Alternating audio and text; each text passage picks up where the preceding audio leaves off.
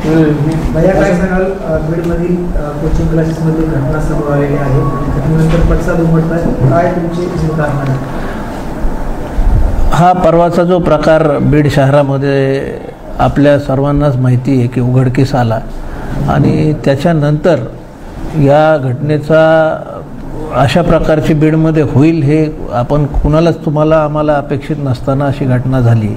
याचा निषेध नोंदवावा तेवढा कमी आहे. अनेक संघटना आहेत, अनेक सोशल सर्किटमध्ये काम करणारे लोक आहेत, त्या सर्वांनीच याचा निषेध नोंदवला आहे आणि अशा प्रकारच्या घटना होऊ नये अशा यामुळं या घटनेचा सखोल चौकशी व्हावी आणि न्याय भेटावा पीडितेला, यासाठी आपण सर्वांनी समोर येणं गरजेचं आहे. आणि त्यामुळंच आम्हीसुद्धा या प्रकरणामध्ये प्रशासनाचं लक्ष व्यवस्थित राहावं आणि आज जे भीतीचं वातावरण या शहरातील पालकांमध्ये आहे की आपण एवढ्या विश्वासानं ग्रामीण भागात असेल, शहरी भागात असेल, आई वडील काम करतात, मेहनत करतात आणि दिवसभराच्या ह्या क्लासेसना आपल्या पाल्यांना पाठवतात, तर ही विश्वासार्हता जी आहे ती ढासळलेली आहे. म्हणून प्रशासन, शासन म्हणून तिथं शिस्त राहणं, काही नियमावली राहणं, या सगळ्या गोष्टी महत्त्वाच्या आहेत आणि त्याच्याकडं शासनाचं लक्ष वेधून घेण्याचं काम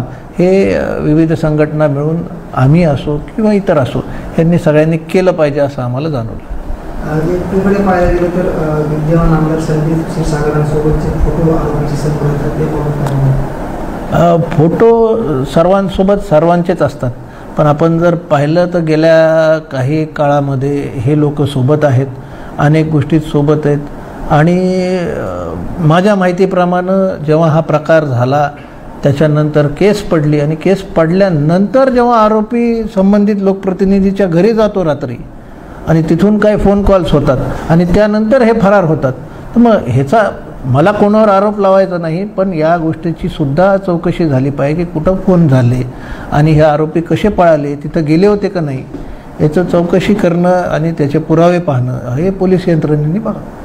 हा कॅम्पस जो आहे तो सगळ्या CCTVच्या निदर्शनाचा आहे. जवळजवळ पोलिसांकडून अशी काही तुम्हाला माहिती मिळाली की तुम्ही सूचना करणार आहात का की हे प्रकरण लवकरात लवकर शांत व्हावं किंवा मग CCTV फुटेज जे तक्रारीमध्ये जसं म्हटलंय पीडित मुलीनं, आता लवकरात लवकर हे मिळून शांत प्रकरण व्हावं असं काय वाटतं? नक्कीच याचा CDR जो असेल तो त्वरित ताब्यात घेणं, जागा सील करणं आणि सर्व तपासून पाहणं. आता CCTV जरी तिथे असले तरी त्या जिथं स्पॉट पंचनामे झाले त्या भागात CCTV आहेत का नाही, चालू आहेत का नाही आणि ते बंद चालू करता येत आहेत का नाही, ह्या सगळ्या गोष्टीचा तपास होणं हा गरजेचं आहे. आणि अशा गोष्टीमध्ये अनेक जे पालक असतात, विद्यार्थिनी असतात, हे पुढं येत नाहीत. त्यांना इज्जतीची, बदनामीची आणि पुढं आपलं भविष्यपूर्ण त्यांचं फ्युचर 11वी-12वी नंतरच सुरू होतं खरं तर. या सगळ्या गोष्टीची काळजी असते, त्यामुळे अनेक लोक पुढे येत नाही. तर तेवढा कॉन्फिडन्स हा पोलीस यंत्रणेने आणि शासनाने देणंसुद्धा तेवढंच गरजेचं आहे, जेणेकरून या तपास व्यवस्थित होईल आणि इथून पुढं तरी अशा घटना आपल्या या शहरामध्ये, भागामध्ये होणार नाही. सोमवारी तर बीड बंदची हाक देण्यात आलेली आहे. SP ला निवेदन दिलं की जर आरोपी पकडले गेले नाही तर सोमवारी बीड जिल्हा बंद करणार आहे, त्याला तुम्ही सहभाग होणार? आता आज शैक्षणिक बंद होतं, अनेक क्लासेस बंद होते आणि सोमवारी जी बंदची हाक दिलेली आहे आता परत, त्यात नक्कीच सर्वांनी सहभागी झालं पाहिजे. तुमचे आमचे सर्वांचेच पाल्य इथं शिक्षण घेतात, वेगवेगळ्या शाळा कॉलेजेसमध्ये घेतात आणि खासकर कोचिंग क्लासेसचा जमाना किंवा जे पर्व आता चालू झालेलं आपल्याला दिसतं की शाळा कॉलेजेस हे ओस पडलेत, ॲडमिशन्स असतात आणि आपले मुलं असतात कुठंतरी कोचिंग क्लासेसला. शाळा कॉलेजेसमध्ये एक नियमावली गेले अनेक वर्ष दशकांपासून चालत आलेली आहे, पण तशी कोचिंग क्लासेसमध्ये आपल्याला दिसत नाही आणि त्यामुळं ह्या कोचिंग क्लासेसला सुद्धा आपण व्यवस्थित नियमाखाली आणणं गरजेचं आहे आणि याकडं आम्ही शासनाचं लक्ष वेधून घेणार आहोत की ही नियमावली लवकरात लवकर लागू कशी होईल. या घटनेकडं जास्तीत जास्त गांभीर्याने ह्या प्रकरणामुळं आता इथून पुढं पाहिलं पाहिजे. मागच्या काही दिवसापासून जे राजकीय नेत्यांसोबतचे फोटो आमचं सध्या सुरू आहे आणि या प्रकरणात देखील आता फोटो व्हायरल होतात आरोपींचे. पंकजा मुंडे असतील, धनंजय मुंडे असतील किंवा गोपीनाथ मुंडे साहेबांसोबत आहेत, मनोज जरांगेसोबत आहेत आणि स्थानिक आमदारासोबत देखील आहेत. यावरून राजकीय आपापले हेतू साध्य करण्यासाठी फोटो सोशल मीडियावर व्हायरल होत आहेत का का याचा कोणी गैरफायदा? नाही, अगदी बरोबर आहे. आता कोणी कुणासोबतही आजकाल जाऊन फोटो काढतं. आपण पाहिले प्रत्येकाच्या हातात मोबाईल असतो, मोबाईलमध्ये प्रत्येकाचे कॅमेरे आहेत. कोणी कुणासोबतही फोटो काढतं. आता आमच्यासोबत अनेक कार्यक्रमामध्ये अनेक लोक असतात, त्यांचे आमच्यासोबतही फोटो असतील, कदाचित यांचेसुद्धा असतील. पण त्याचा अर्थ असा नाही की आम्ही अशा घटनेला राजकीय पाठबळ त्यांना द्यावं, त्यांना फरार होण्यात मदत करावी. माझा आरोप हा आहे की या घटनेनंतर ते लोकप्रतिनिधीच्या घरी फोन लावून जातातच कसं काय, त्यांचे PA तिथे असतात कसं काय, त्यांचे फोन कॉल कुणाकुणाला झालेत हे बघणं गरजेचं आहे. तुम्ही पीडित कुटुंबाची भेट घेणार आहेत का काय? माझी त्यांच्याशी बोलणं झालेलं आहे, आजच बोलणं झालेलं आहे आणि संबंधिताला न्याय भेटणार, त्याला भेटून देणार याची आम्ही दक्षता घेऊ असं ग्वाही मी त्यांना दिलेली आहे. कुटुंब आता काही समोर येण्याच्या परिस्थितीत नाही आणि अशा वेळेस मुलीलासुद्धा डिप्रेशन येणं साहजिक आहे आणि त्यामुळं मीडिया ट्रायल त्या परिवाराचं होऊ नये असं आम्हालासुद्धा वाटतं की आपण त्यांना धीर देणं गरजेचं आहे. आणि त्यांचा लढा हा तुमचा आमचा सर्वांचा लढा आहे, म्हणून आपल्याला त्या दृष्टिकोनातून बघून पुढे त्यांच्यापर्यंत तुम्ही पत्रव्यवहार किंवा त्यांना संबंधित या पॅटर्नवर वैयक्तिक बोलणार आहात?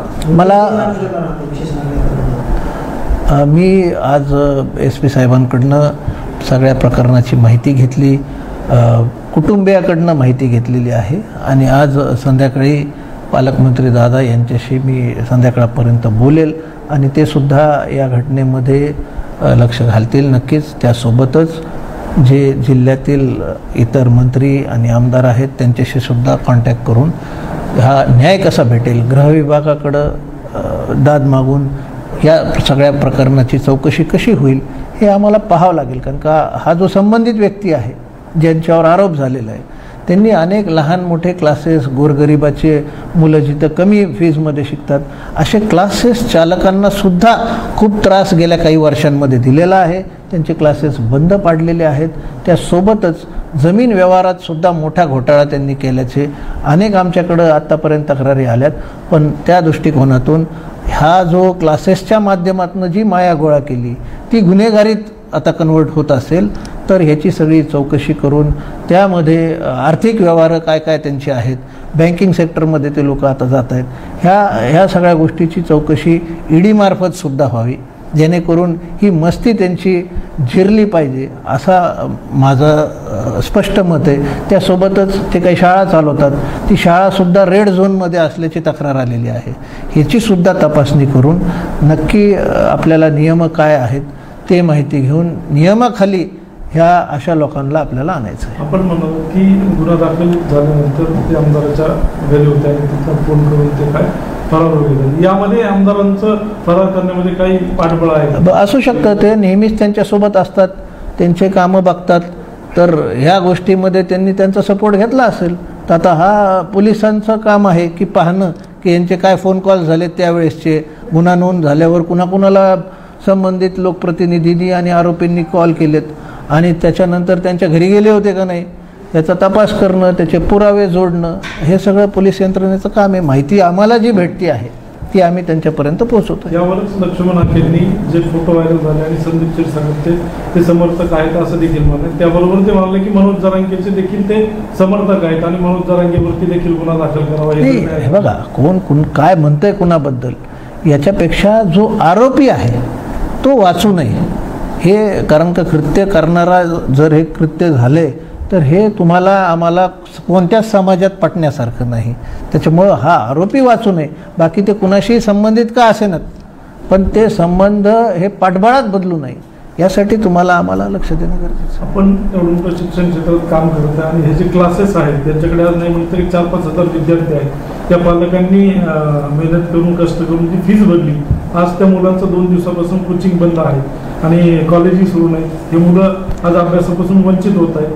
त्यामध्ये काही मध्यस्थी मार्ग तुम्ही अगदी महत्त्वाचा मुद्दा मांडला आहे. आता ज्या मुलांचे ह्यांच्या शाळा आहेत, यांचे कोचिंग आहेत, तिथं ॲडमिशन आहेत, त्यांचं एक एक सेकंद, एक एक मिनिट हा महत्त्वाचा असतो 11वी आणि 12वीचा.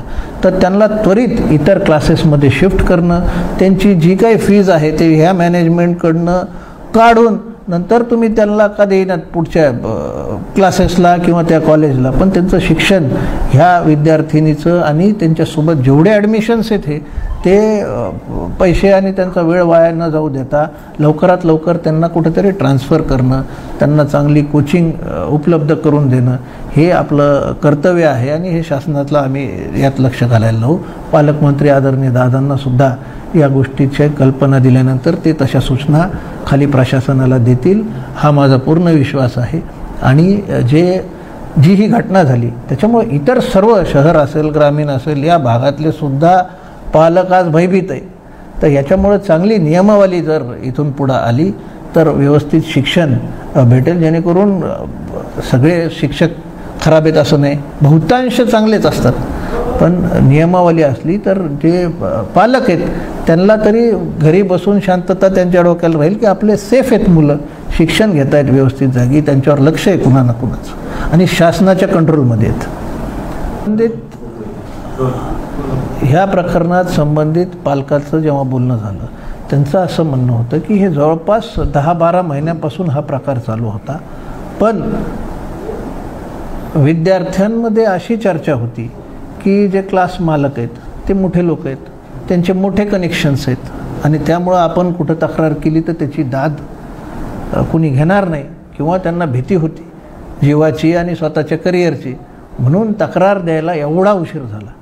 जवळपास 10 महिने 12 महिने या पीडितांनी हे सगळं सहन केलं आहे आणि एका व्यक्तीचं आज हे समोर आलं आहे. असे किती होऊन गेलेत हे आपल्याला माहिती नाही. म्हणून नियम, कायदे, CCTV कंट्रोल हे सगळं शासनाने बघणं हे अत्यंत गरजेचं या सगळ्या गोष्टी म्हणून दिसून येतं. तुम्ही या माध्यमातून माहिती आवाहन करताय का की जे कोणी असे ज्यांच्यासोबत अत्याचार झाले असेल ते पुढे आले नाहीत भीतीपोटी, अशा लोकांनी पुढे यावं, तुमचे संपर्क साधा, असं काय आव्हान? हो, नक्कीच आमच्याशी संपर्क करू शकतात. ते पोलीस यंत्रणा आहे आमच्या मार्फत किंवा आपल्या मीडियामार्फत सुद्धा ज्याच्यावर तुमचा विश्वास आहे त्या व्यक्तीमार्फत आपण प्रशासनाला जर बोललं तर SP साहेबांनी ह्याच्यात कडक भूमिका घेतलेली.